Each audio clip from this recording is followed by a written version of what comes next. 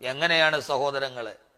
ഇന്നലെയും Kanhangad Abdulrahman bin ഔഫ്, ആ പേര് തന്നെ എത്രമേൽ മനോഹരമാണ്. ആ പേര്, ആ ചെറുപ്പക്കാരൻ കൊല ചെയ്യപ്പെട്ടു. കൊല ചെയ്യപ്പെട്ട ആ ചെറുപ്പക്കാരന്റെ മേൽ അവകാശവാദങ്ങൾ ഇങ്ങനെ ആഞ്ഞടിച്ചുകൊണ്ടേയിരിക്കുന്നു.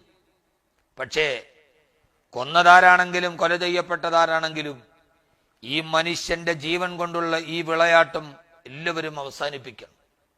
വലക്കത് കറംനാ ബനി ആദം, ആദമിന്റെ സന്തതികളെ ഞാൻ ബഹുമാനിച്ചിരിക്കുകയാണ്. അള്ളാഹു ബഹുമാനിച്ച വ്യക്തിത്വമാണ് മനുഷ്യൻ. ആദമിന്റെ സന്തതികൾ എന്നാണ് അള്ളാഹു പറഞ്ഞത്. അത് മുസ്ലിമാവട്ടെ അമുസ്ലിമാവട്ടെ ആരുമാകട്ടെ, ഒരു നിരപരാധിയായ മനുഷ്യനെ കൊല്ലരുത്. ഖുർആൻ പറഞ്ഞത് മുസ്ലിം എന്നല്ല, ബനി ആദം, ആദമിന്റെ മക്കൾ എന്നാണ് അലൈഹി മുസ്സലാത്തു വസ്സലാം. എന്തിനാണ് മനുഷ്യനെ ഇങ്ങനെ കൊന്നും കൊലവിളിച്ചുമുള്ള ഈ പോർവിളികൾ? എന്തിനാണ്? തെരഞ്ഞെടുപ്പുകൾ വരും, അവസാനിക്കും, സംഘടനകളൊക്കെ നിലവിലുണ്ടാകും. പക്ഷേ നാം മനുഷ്യനെ ബഹുമാനിക്കാൻ പഠിക്കണം. ഒമൻ ഖത്തലഹാ ഫകഅന്നമാ ഖത്തലന്നാസ ജമീഅ, ഒരു നിരപരാധിയായ മനുഷ്യനെ കൊന്നാൽ അവൻ ലോകത്തെ മുഴുവൻ മനുഷ്യരെയും കൊന്നവനെ പോലെയാണ്. ഒമൻ അഹ്യാഹാ ഫകഅന്നമാ അഹ്യന്നാസ ജമീഅ, ഒരാൾക്ക് നീ ജീവിതം കൊടുത്താൽ ലോകത്തിന് മുഴുവനും ജീവിതം കൊടുത്തതുപോലെയാണ് എന്നാണ് ഖുർആൻ പറഞ്ഞത്.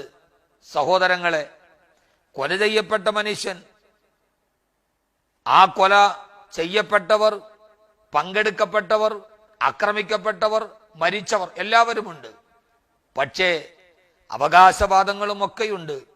മരിച്ചു കിടക്കുന്നവനെ പതാക പുതപ്പിച്ചിട്ട് ഇല്ല ഇല്ല മരിച്ചിട്ടില്ല എന്ന് മുദ്രാവാക്യം വിളിക്കുമ്പോഴും ആ വിളിക്കൊക്കെ അപ്പുറം ഒരു യാഥാർത്ഥ്യമുണ്ട്. അവൻ മരിച്ചിട്ടുണ്ട്.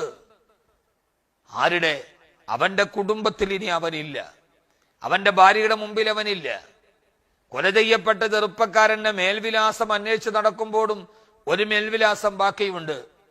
ആ മേൽവിലാസം ഇതാണ്: 6 മാസം ഗർഭിണിയായ, ഉദരത്തിന്റെ ഉള്ളിൽ തന്റെ പ്രിയതമന്റെ ജീവന്റെ തുടിപ്പിനെ ചേർത്തുവച്ച 6 മാസം ഗർഭിണിയായ ഒരു പെൺകുട്ടി, അവൾ വിധവയായി കഴിഞ്ഞു.